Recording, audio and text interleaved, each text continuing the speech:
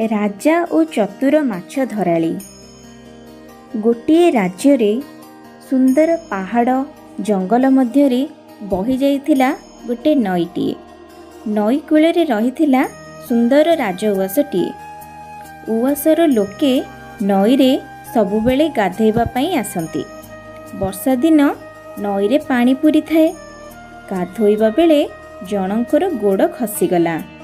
से पानी रे दूरकू भासीबारे लागिला। अन्य माने बिकल रे रड़ी छाड़िबारे लागिले। जी जोठी आस दौड़ी आस लोकटी भासी जाउछि। सेतिके बेले केउटटिए डंगारे बसी माछ धरुथाए से नदी रे। से भासी जाउतिबा लोककू धरी उपरकू नेई आसिबारे चेष्टा कला एवं सफल होई ताकू उपरकू मध्य नेई आसिला एवं लोकटीर मध्य चेता आसिला। लोकटी सुस्थ रहिथिला।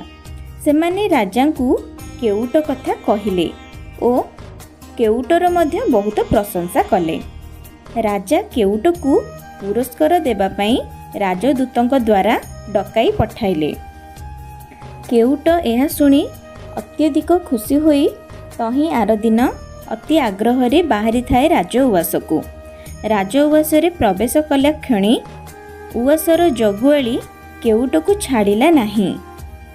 जगुआलीटी केउट ठारू किछि आशा रखुथिला जे केउटटी राजउआसकू प्रवेश करिबा पई ताकू किछि सिए देब, जहा कि लांच।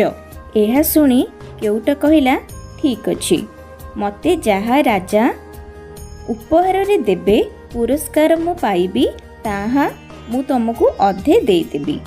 जगुआली खुशी होई भितर को छाड़ीदेला केउटकू। राजा ताकू पचारिले, कुह तुमे की पुरस्कार नेब? तुमर कालीर करामती पाई समग्र राज्य तुम उपरे खुशी होइछंती। आ मु मध्य खुशी होई तुमको पुरस्कार देबाकू चाहूछि। तुमे कौन पुरस्कार नेब कुह? केउट हाथ जोड़ी कहिला, मणिमा मते 100 थर बेतमाड़ दियंतु। राजा ओ अन्य माने आश्चर्य होई गले।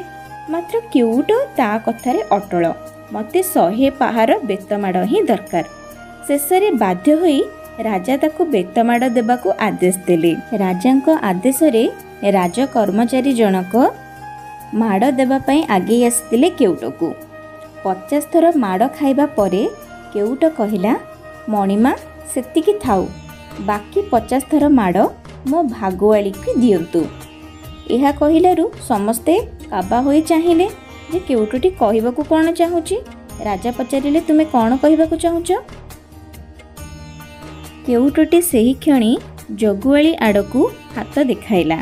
राजा ताठारू सबु सुनिले। से लांचुआ बोली जानी राजा बहुत रागिगले। तेणु ताकू 100 बेतमाड़ पई आदेश देले। तापरे ताकू चाकिरीरू बाहर करदेले। केउट उपरे अधिक खुशी होई राजा ताकू बहुत अर्थ दान कले एवं केउट खुशी रे रहिला। एथिरू आमे शिखिले लांच मागिबा लोकको घृणा करिबा दरकार एवं लांच एक दंडनीय अपराध। तेबे दर्शक बंधु, जदि आजिर भिडियोटी आपण मनकु भल लागि थाए और आपण माने किछि नुआ शिखिबाकू पाई थांती, तेबे भिडियोटी को लाइक, शेयर और सब्सक्राइब करबाकू भूलिबे नाही। भिडियोटी को शेष पर्यंत देखिथिबारु धन्यवाद। जय जगन्नाथ।